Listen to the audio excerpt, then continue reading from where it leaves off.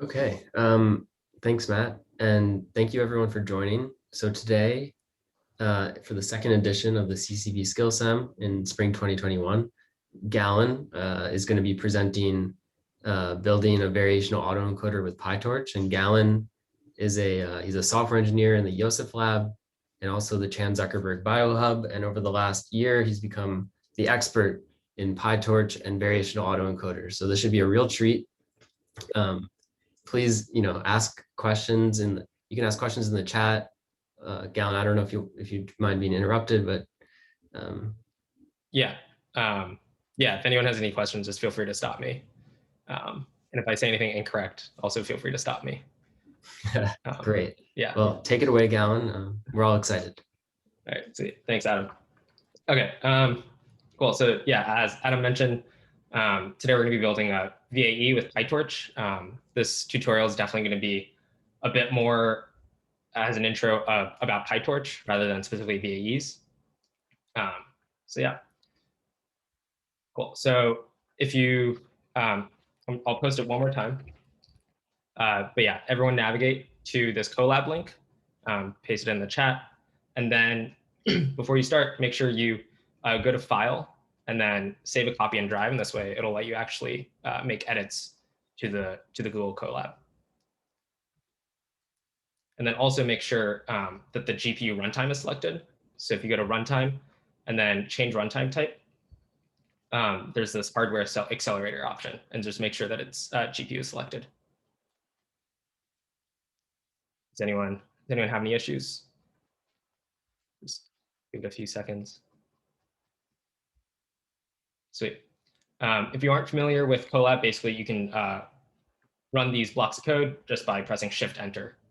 If you hold Shift down and then you press Enter, it'll run this block of code. You can also run it by pressing this little arrow on the left side. And then you should go ahead and probably download the data that we're going to be working with. And then as it's downloading, I'll give a little bit more intro.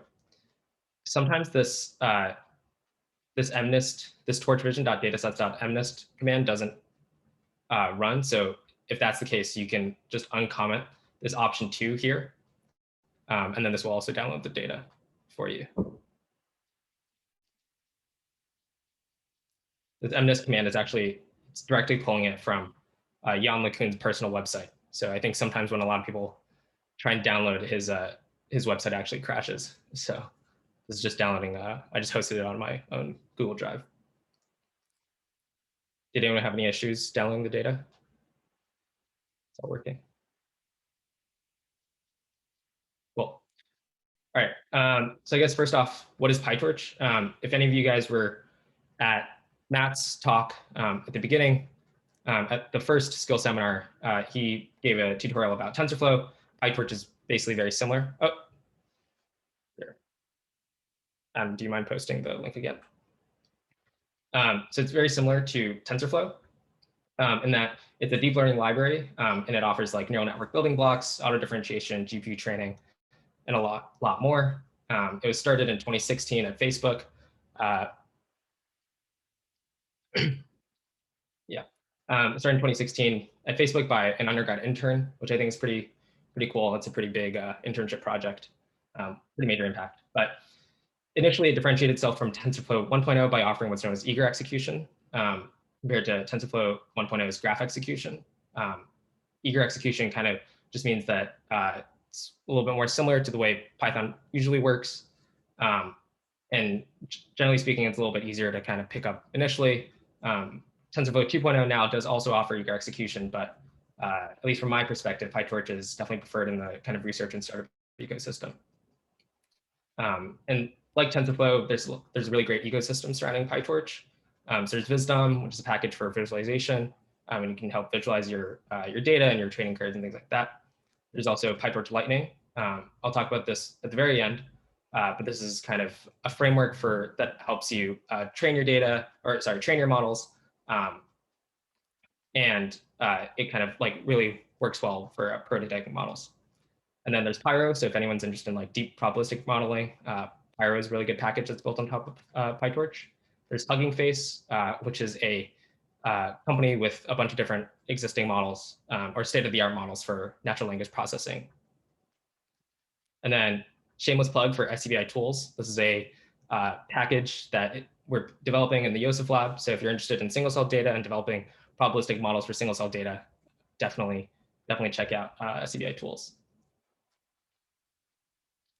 Cool. All right, so today we're going to be building an autoencoder first, and then at the very end, we're going to extend it to a variational autoencoder. So autoencoders are a type of unsupervised model. So this means that when we train, we're not training on any labeled data. We're only training on kind of the model or the data that we're given initially, or the data that we're measuring. This is like tasks like unsupervised clustering or dimensionality reduction. This is in contrast with like supervised models, which do require labeled data. So for classification or regression tasks, for classification, like, if I give you an image, is this a cat or a dog? Regression, like if I give you a lot of properties about house, can you predict the housing price? And there's a lot of different kind of variations on autoencoders. Today, we're kind of going to build the standard vanilla autoencoder for dimensionality reduction, and we're going to be training it with the MNIST dataset. Some key terms before we get started. Latent space, embedding, representation. This is all sort of referring to the same thing. This is basically like the lower dimensional representation of your data. Encoder and decoder, these are referring to like parts of the model. So here's just like a general architecture of an autoencoder. So the latent space is sort of basically this space in the middle. This is kind of like a lower dimensional representation of your data. And so the encoder, and before I mention that, so you should read this figure from left to right. That's how the data flows. So your input data comes in from the left, and it's flowing through these layers from left to right. So you give it input data, and then so the part, everything from your input data to the latent space is generally known as the encoder.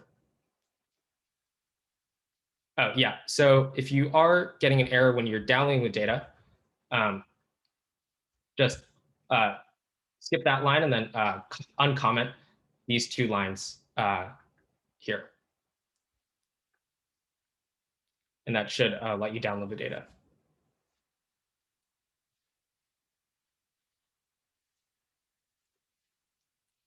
But definitely, definitely message in the chat if you're having any errors. Oh, sorry. Yeah, so to uncomment, you just basically delete this like hashtag in the beginning here. And then you can press Shift Enter, which will let you download the data. And you can verify that you download the data if you go over here on the left, and there's this little like folder, and you should see a folder that says MNIST.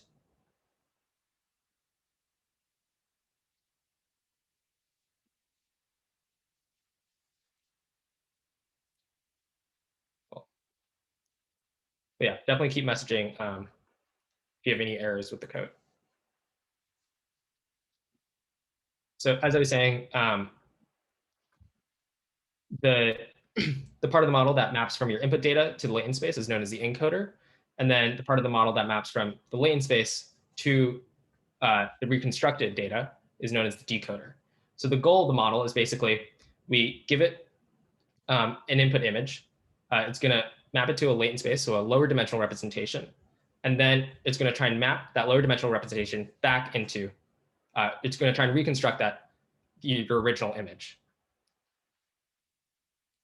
Does that make sense to everyone? I'll go a little bit more in depth into this in a sec. But this is basically the architecture of what we're going to be building today.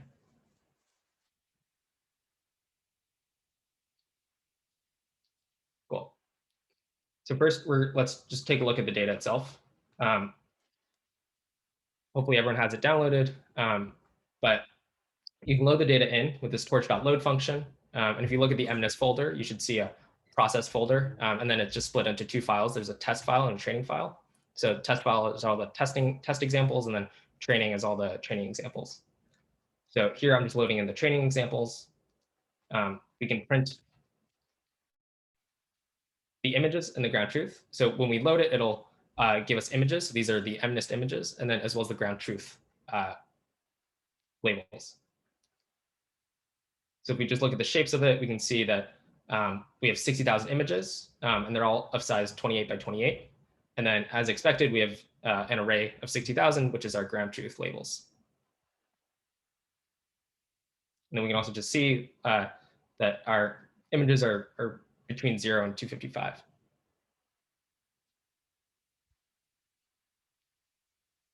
So if you aren't familiar with the MNIST dataset, basically it's a dataset of handwritten digits. So here, if we can play around with this. You can just input in an index, and this will basically show you the image as well as the ground truth label for that image. So here I'm selecting image number 78. I'm printing the ground truth, and then I'm also displaying what the image actually looks like. So this here it kind of looks like a 1, and then we can also see that the ground truth label is also a 1. So feel free to go ahead and play around with this. Here we have a 3.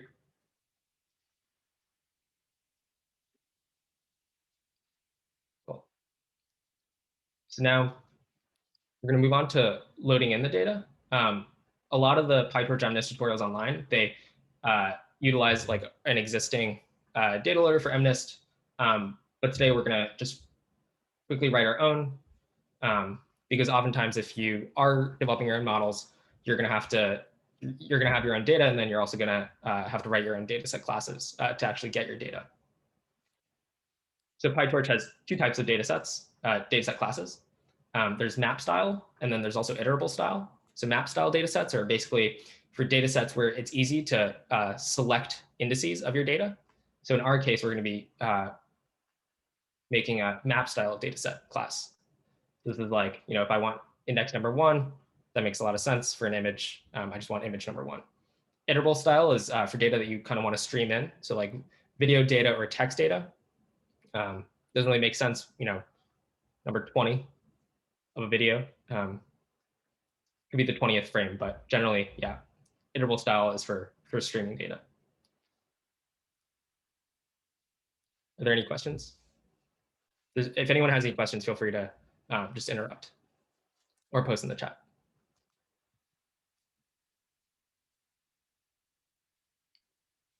Yes, absolutely. I'll touch on this. So the question in the chat was, in layman's term, can we say that the latent space is defined as the information bottleneck? Yes. I'll touch on that a little bit more in a second.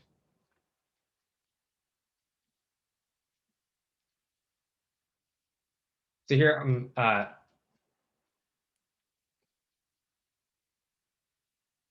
so another question in the chat is, what data class will we consider participant experimental data with multiple trials per participant? So if you have participants, then I would assume that's a map style data set, because each participant, you can label each participant with an index. And so you can just grab, say, participant number 1 or 2 or however many you have.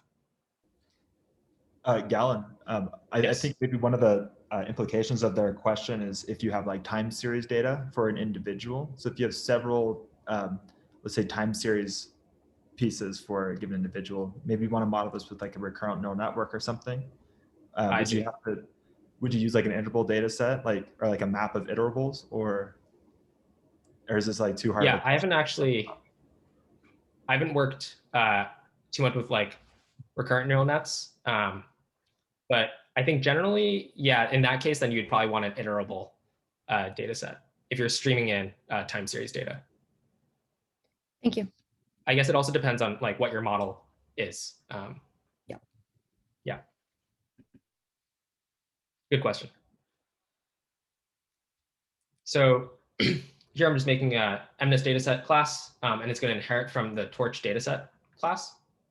And so to make a map style PyTorch dataset, basically all you have to implement is these 2 protected methods called getItem and length. So just walking through this, in the init, I'm going to pass in the path to my data, and then I'm going to call torch.load. So I'm going to load in the data. Generally speaking, you probably don't want to load all the data into memory, but since we don't have too many examples, this is fine in this case. Oftentimes your data is going to be in like a .h5 file. And so in that case, because reading from those type of files is super inexpensive, you can just read every time get item is called. But for the get item method, basically you pass in an index and then it just returns the image with that index, or the data point of that index. So in our get item method here, we pass in the index. I'm grabbing the image of that index, just making it a float. I'm doing a little bit of data conversion here, so or data processing here. I'm making it into a torch tensor. So the torch model is all going to work on torch tensors. So I'm making a torch tensor.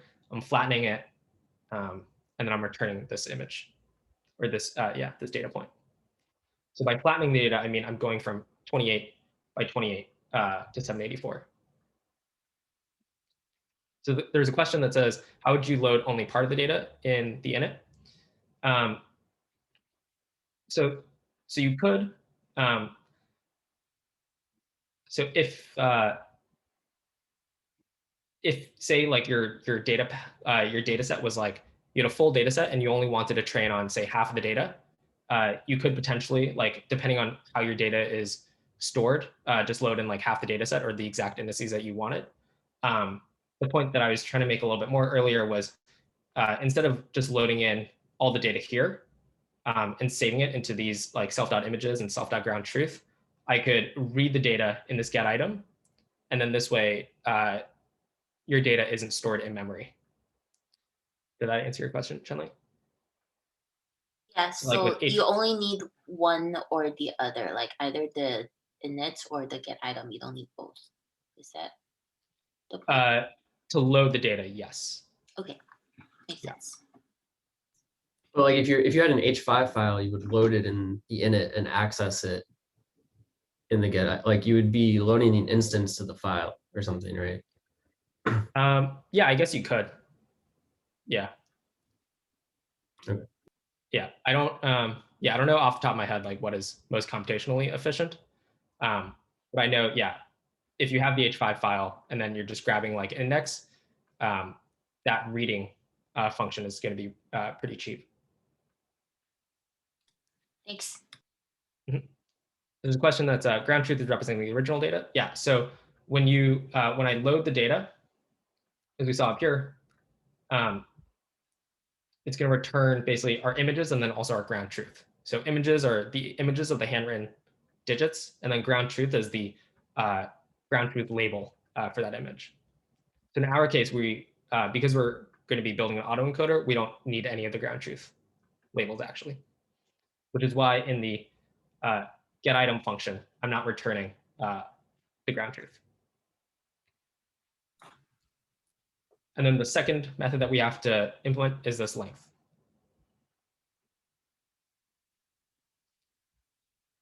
Cool. So there's a question about computational efficiency for research versus commercial grade code. This is definitely important for research code because when you think about it, like when you're training the model, you're reading data constantly. So this is, if you have a big bottleneck in terms of just even accessing the data, then that's going to slow down your training overall. So you can really get actually a lot of speed up just by being smart about how you load in the data and also like how you're doing the data processing. So like if you are doing a lot of like post-processing on your loaded in image, it might make sense to like process it first, save it, and then when you're training your model, just load it in directly. Thank you. Mm-hmm. And there's another question about collab. So yeah, so if you, generally speaking, I think when you just like first launch a collab notebook, it's going to default to not even have a GPU instance. So then you have to manually select the GPU. And then when you're training a model in PyTorch or TensorFlow, you do have to manually set it to use the GPU. But that's more of a PyTorch issue, I'd say, to actually move your model to the GPU. Cool, thanks. So like if I'm just running like outside of PyTorch or something, like I wouldn't be able to use the GPU. Like PyTorch specifically has GPU capability. Okay, gotcha. Exactly. Yeah. So like, yeah, there's like a lot of, we work a lot on like single cell data. And so like a lot of single cell pipelines rely primarily on like the CPU, in which case the GPU wouldn't do anything. Cool. Thank you. Yeah, so the last method that we have to implement is this length method, and this basically just returns the length of the data set. So here I'm just returning the length of my ground truth array. So this will return 60,000.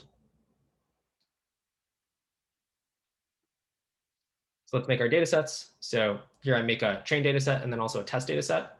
And I'm just passing in the paths to my training data and my test data. As you can see, I just print out the length. And so when you call length on this, it'll automatically call this protected method. And then to actually access the data, you can just index it. So because it's a map style data set, you can just access it by providing it an index here. So 15, this will return the image number 15 from our training data. So you can, we can do like 67. And I'm just printing out the shape here. So it's 784 because I flattened the image. And if we actually want to visualize it, here, look at, number 67. So you can see like this image looks not great. But yeah, to show it, we have to take the image because we, if you remember up here, we made it into a tensor. Now I have to bring it back to NumPy, and then I'm just reshaping it to a shape of 28 by 28.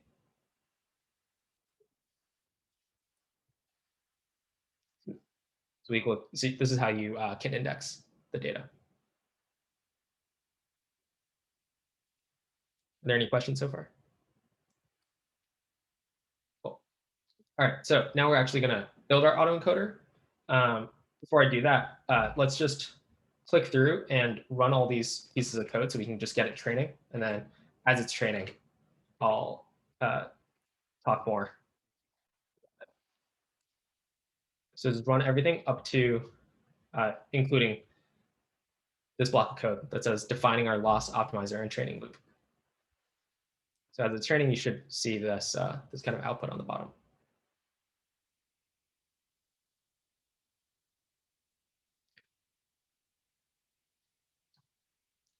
This way you don't have to awkwardly stare at me as we wait for our model to train. Cool. So our autoencoder is going to have 4 fully connected layers. It's going to have 2 for our encoder and then 2 for our decoder. So again, encoder is this part mapping your input data to your latent space, and then the decoder maps from your latent space to, it tries to reconstruct the image from your latent space to the original image.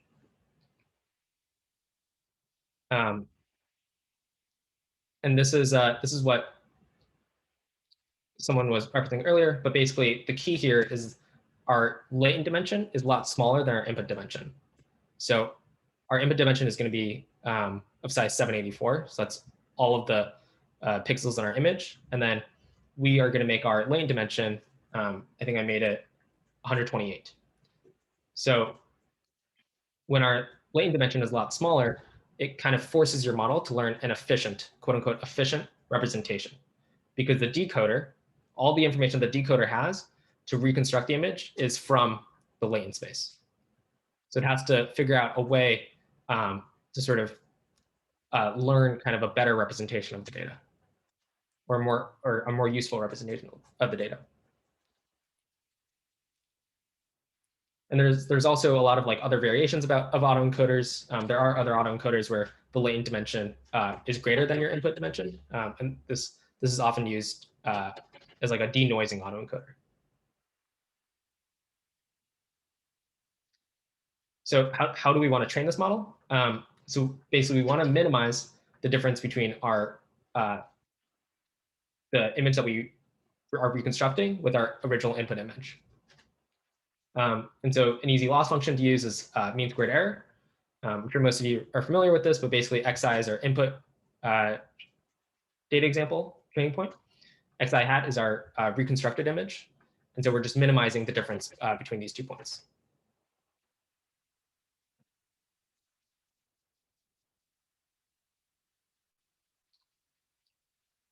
All right, so now here's the actual model itself.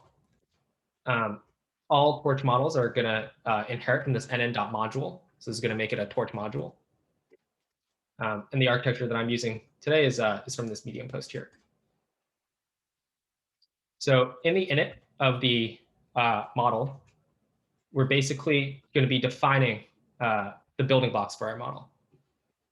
So I'm gonna provide it two parameters, two parameters, an input shape and then also a latent dimension. So input shape is just the shape of our input image, and then latent dimension is that is the dimension of our latent space.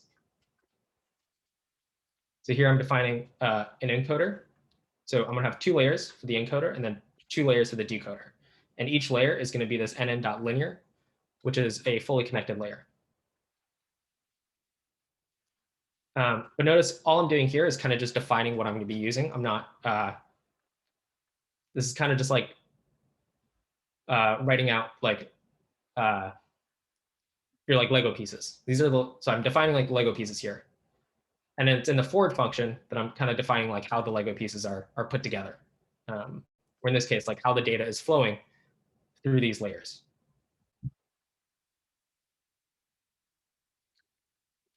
So the forward function is automatically run. This is like a method that you always have to implement for your PyTorch model. And you're going to pass in your input data, which is x. And I have two helper functions here.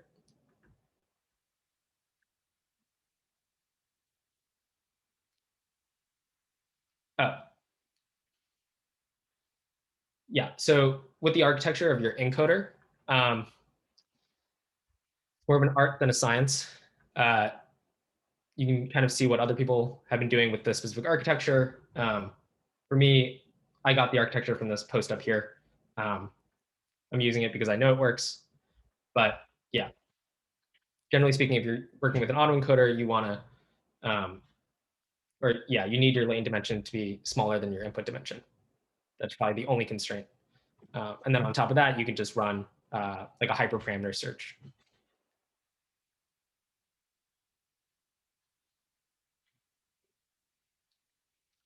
So with our forward function here, I have two helper functions called run encoder and then run decoder. So run encoder, I pass in x in my data. I'm going to pass it through my encoder. So self.encoder layer 1 is the linear layer that I defined in the init. I'm going to pass through a ReLU function. This is what adds the nonlinearity. And then I'm going to pass through the second encoder, again through the ReLU. And then this is now my latent representation. So I'm going to return that. And then I'm going to pass the latent representation through the decoder. The decoder goes L1, L2, and then this will return x hat, which is my reconstructed image.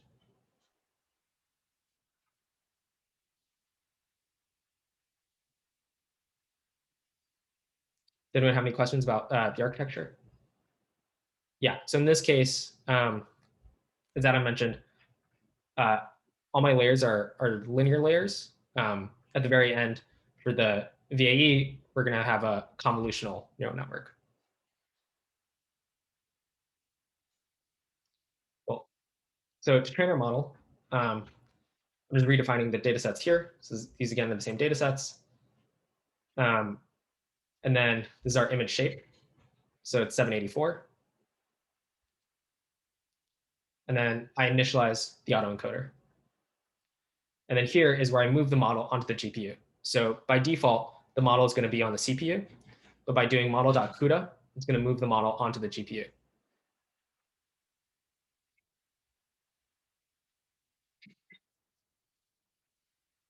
One pretty critical thing about PyTorch is your model can be in, there's two modes for your model. There's an eval mode and then a train mode.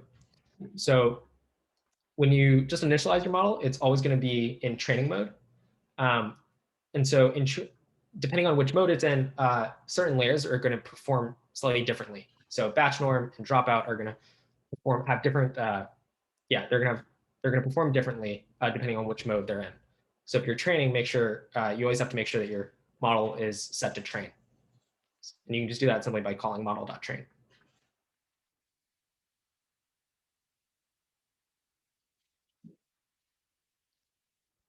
And now here, this is how, here we're going to actually define our loss and our optimizer and then our training loop.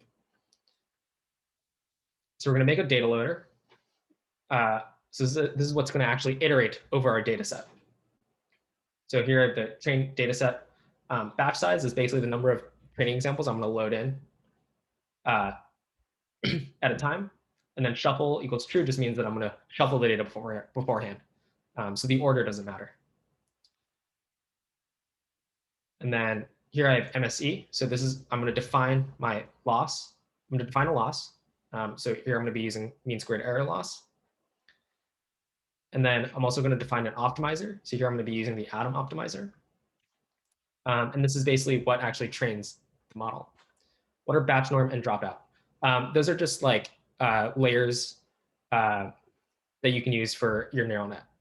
So batch norm is going to normalize your data kind of each batch. And then dropout kind of basically like randomly zeroes out certain nodes. Yeah, for reasons probably outside the scope of this tutorial, like batch norm is going to improve like the convergence of your model theoretically or empirically. So it'll converge faster, and dropout is, for generalization. So it performs better when it gets held out data and makes predictions. Yeah, exactly. Thanks, Adam. So here we define the optimizer. And this is basically it's sort of like an algorithm for calculating how much of a step to take each time, each epoch. We're going to define number of epochs. We're going to train for 100 epochs. And so, yep, so we're just going to iterate over our epochs and then iterate over the batch in the data loader, the data loader we defined. And so because we put the model onto the GPU, now we have to manually put the data also on the GPU. So I call batch features.CUDA. So batch features is going to be your data. So I'm just putting it onto the GPU. I zero out the gradient for the optimizer. So in PyTorch, it's going to sort of accumulate the gradients each pass. So every time before every time you call backward, or before you pass the data through, each time you want to call zero grad. And so this is where I actually run the model. So because I implement the forward function, you can just do model of batch features. So I just pass batch features into model, and this will run the forward function. And then I get outputs. And then outputs here, these are my reconstructed images.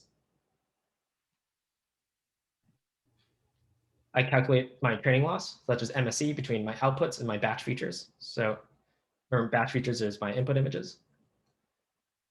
Train loss dot backwards. So this basically calculates my gradients. And then optimizer.step, this is actually what does the parameter updates. So it'll update my parameters. It'll tune my weights and biases in my model based on my loss.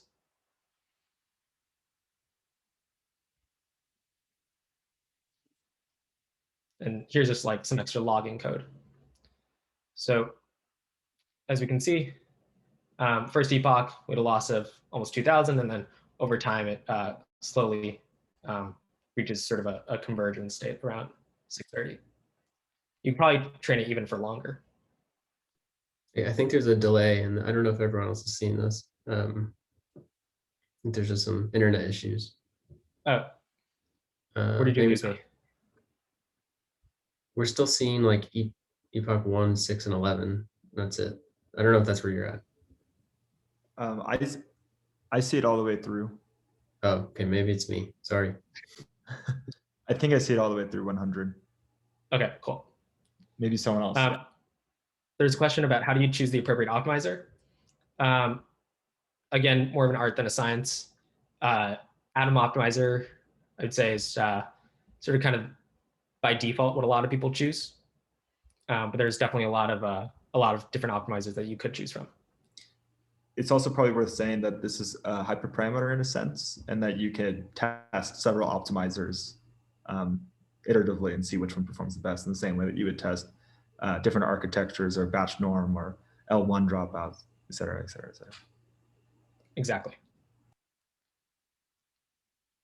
So now we can sort of evaluate our model.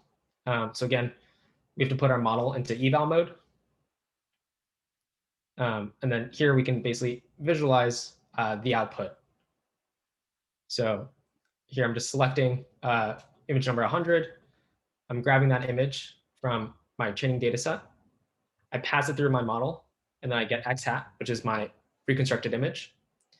And then I have to do this long bit of code. And this is because I have to, the returned tensor.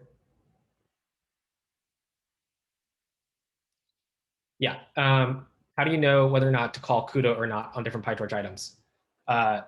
If you don't, PyTorch will error out, basically telling you that your data isn't on CUDA or there's like a device mismatch.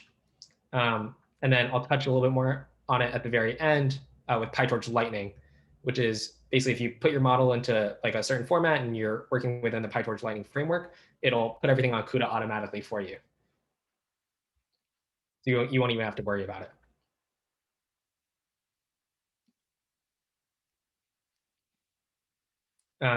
So yeah, so I have to call this detach. Basically, I'm detaching it from the computational graph, which I won't get too much into.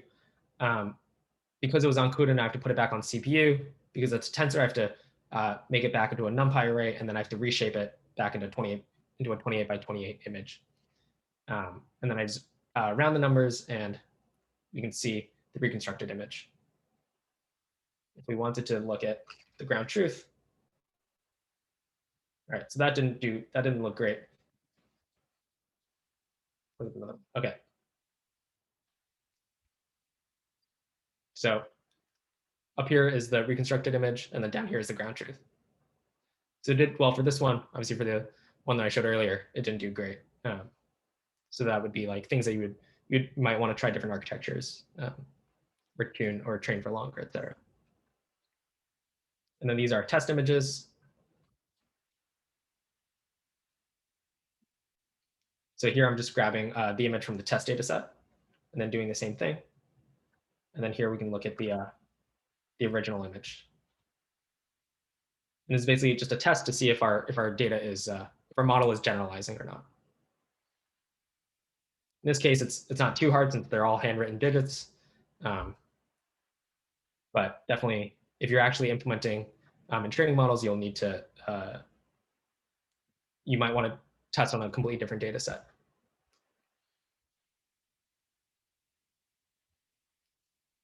And now we can get the latent representation of our data. So I just have a helper function here called get latent representation. And I'm passing in the model as well as the data loader. And then I have this up here at torch.nograd. Basically what this is saying is when I'm running this, running the model here, don't compute the gradient, or you don't need to compute the gradient. So basically I iterate through the data. I put it onto CUDA, as we saw before. I only run the encoder because I just want the latent representation. And then I bring it back onto the CPU. So because I have nograd up here, I don't need to call the detach function earlier. So latent.cpu, and then I have to turn it from a tensor into a NumPy array. So I call NumPy, and then I get my latent representation. I just append it and then concatenate, and then I return my latent representation of all my data points. So here I'm passing in my train loader. So this will iterate over all my over the training data set. And then now you have a latent representation of your data. So as you can see, here I pinched out the shape. So it's 60,000 by 128. Then now you can use this representation. So theoretically, this representation is going to be sort of a better representation. It's going to be a lower dimensional representation. And it's going to be like a more efficient representation than your full data set. So then you can take this representation and you can build a classifier on top of it. If you had labels, you can run unsupervised clustering. You can really do a lot of things with this latent representation. Does that make sense? to everyone? Cool. All right, so now we're going to extend it to a variational autoencoder. Again, let's just run everything first.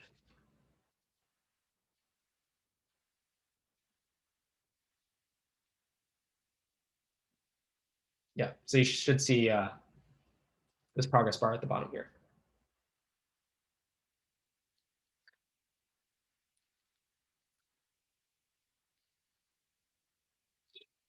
So the autoencoder was cool, but now what if you want to like sort of generate images? Like what if you want to generate like a new image? Or what if you want to sort of impose some constraints on top of the latent space? So in our original autoencoder, in the previous model, there weren't any constraints in the latent space. But now we're basically going to make our latent space be drawn from a normal distribution. And so the modification here is that instead of the encoder earlier, instead of it directly outputting this latent vector, so instead of it just being a direct arrow from here to here, we're now going to output a mean and standard deviation for a normal distribution. And then for our latent space, we're going to sample with these means and standard deviations.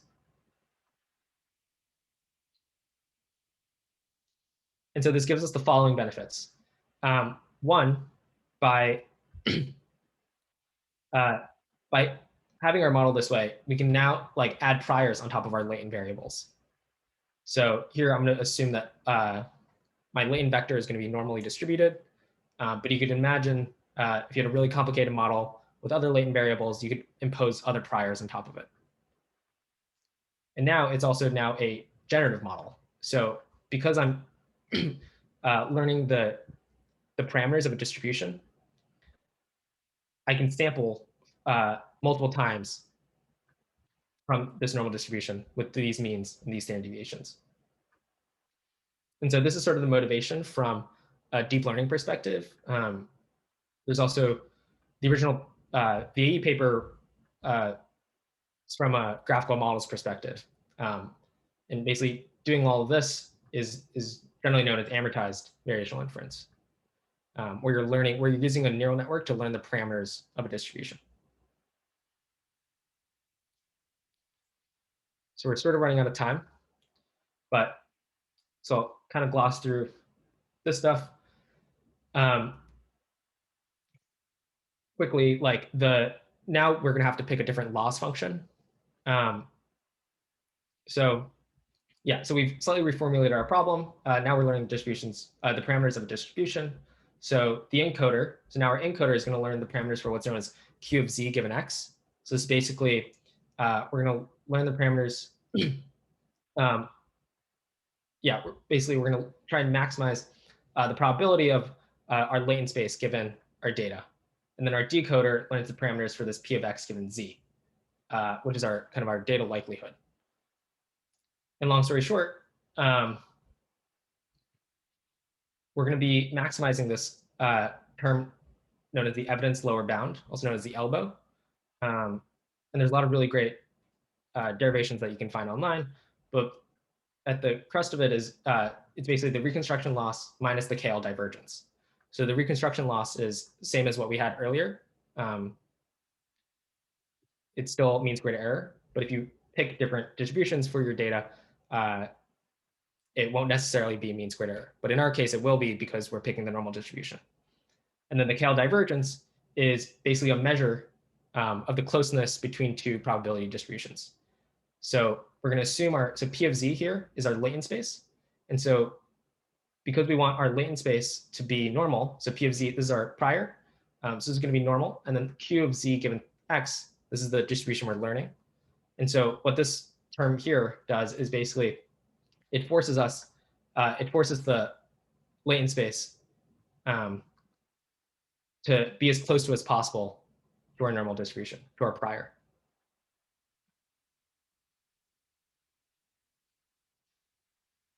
So all the code in this section onwards is going to be from this website. I coded up my own network and then found a bug in it last night. And then I fixed the bug and then nothing worked because why would it? nothing ever works that easily. So good news is a lot of people online have already made variational autoencoders in PyTorch on MNIST. So we're going to be using code from this guy, Sovit.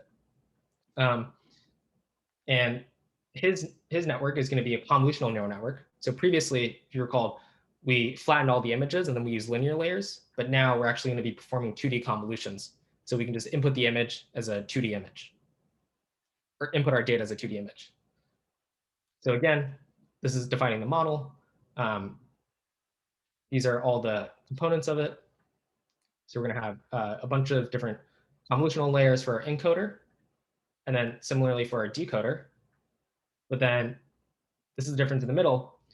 We're going to be learning this mu and log variance.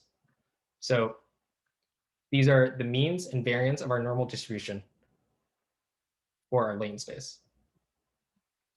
And the reason we're learning the log variance is because variance can't be negative.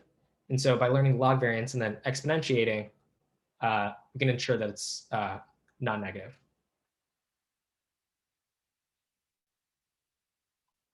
And then we also have to do this thing known as the reparameterization trick. Basically, because we have this sampling step, so because we're sampling, so in this case, it would be Z. So like, because we're sampling our latent space from a normal distribution, it's not immediately clear, or it's impossible to compute a gradient because it's random. However, if you sort of reparameterize it, just be mu plus a standard deviation. So again, this is the means that we're learning and the standard deviations that we're learning.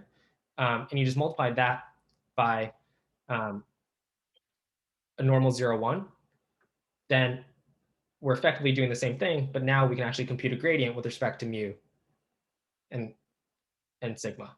This is our standard deviation. So here's our forward function, very similar as before. We pass the data through our encoders as well as our decoders here at the end. And then this is where we're doing the reparameterization. So as we can see, we have one layer which calculates mu, and then we have another layer which calculates this log variance. We reparameterize, and this basically gives us a sample of our latent space for our latent space. And then there's this extra step here where they added an extra fully connected layer. But here's Z is our latent space. And we're going to return the reconstruction. So this is our reconstructed image as well as mu and the variance. If we scroll down for our training code, you can basically see we call model. So this is going to be our, again, our reconstructed mu sigma. We're going to, in this case, they use the binary cross entropy loss as the reconstruction error. And then they're also going to calculate, so this final loss, this is a method that's defined right here. Basically, this will calculate the KL divergence. So this is the KL divergence, this is the binary cross entropy, and then we add them together. This is our elbow function that we're minimizing. And then we train it, very similar code. And then as it's training, yeah, so I don't think it's done training yet, but we're almost out of time. If you go to the folder here on the left, it's going to save examples of what the reconstructed images look like for the validation set, each epoch. So I'll quickly just wrap up.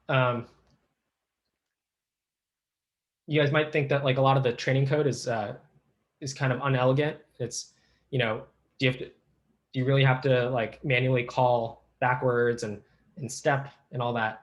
So if you're going to be prototyping with models, I would definitely recommend checking out PyTorch Lightning.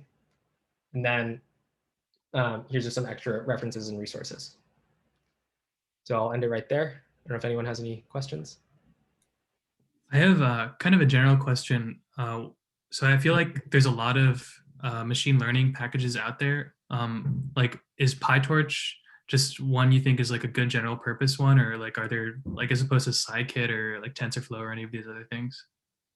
Yeah. So I think basically anything that TensorFlow can do, PyTorch can also do. I think those two are the most sort of neck and neck and equivalent. I think generally speaking, most research code, or a lot of researchers nowadays, prefer using PyTorch. And a lot of other people are, when they share models, it's all written in PyTorch. So yeah. Hi, can I just I personally interject recommend really? PyTorch, but yeah. We have Sorry, a little war in our lab. Matt's a TensorFlow guy. No, not at all. I was just interjecting because I've seen that we're just a little bit over. I'm happy to stay on as we answering questions, but I just posted the Google form again in the chat. If you could just go through and just let us know how we did or what you want to hear about in the future before you log off, that'd be fantastic. But I also want to say I'm not a TensorFlow fan. I just interned at Google and lived and breathed TensorFlow. But PyTorch, I think, it gives you a lot more control over your models, which is really Yeah, nice. I just think so. For me research. personally, yeah, if you're familiar with like NumPy, using PyTorch is only a tiny bit different, where TensorFlow is a lot a bit different. Like PyTorch and NumPy are very similar in terms of the way they operate. I would say that TensorFlow is pretty easy to get started with, but PyTorch, TensorFlow is a lot easier to get started with, just building like basic linear regression models and maybe a fully connected layer or two for a multi-layer perceptron. But the PyTorch package gives you a lot more flexibility. So if you want to do some more complicated modeling, I think it gives you a lot more flexibility and an ability to do that. That's at least my feeling of the two. Yeah, I mean, yeah, Tesla's like autopilot is written on top of PyTorch. Oh, and just the last thing, yeah. So scikit-learn is like a different, it's kind of a different paradigm than TensorFlow and PyTorch. Scikit-learn features like implementations of particular algorithms, often using like, I guess, probably some backend C or C++ code. But it doesn't really offer GPU computing like PyTorch and TensorFlow do. So if you're going to build something new, you would probably use PyTorch or TensorFlow. But there was a question in the chat about, I think it's about like pre-processing your data. It's like pre-processing image data, or I guess even just generally speaking, like how do you get your data prepared for a neural network? Yeah, I mean, garbage in, garbage out, right? It's definitely, see.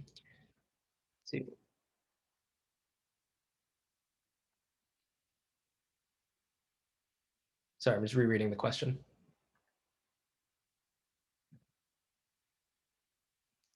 Yeah, so I mean, it's probably more of an iterative process.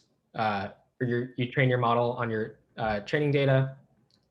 You get some predictions, and then you might test it on your test data set.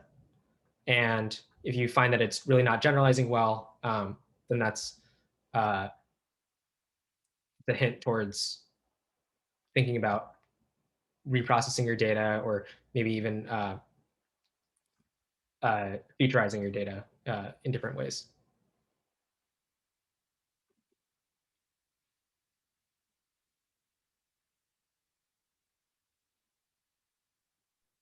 I have a question.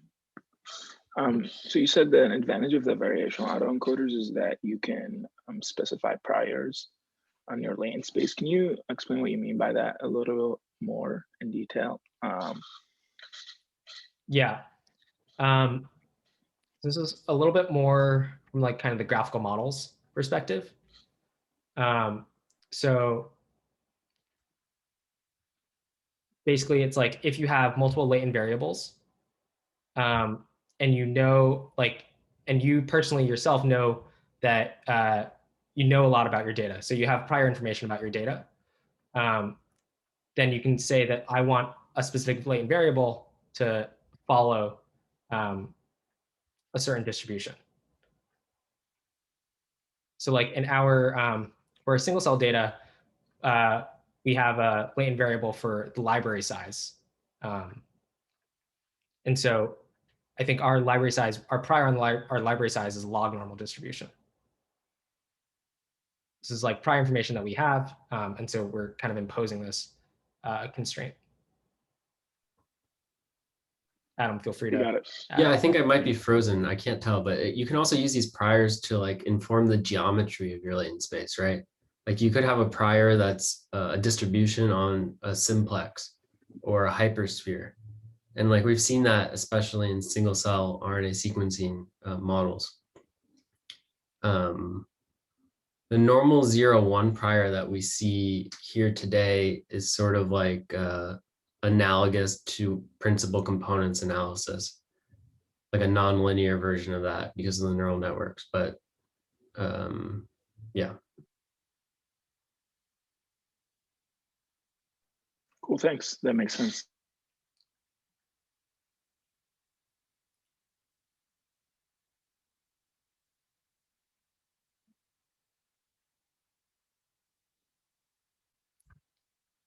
Sweet. Does anyone have any other questions?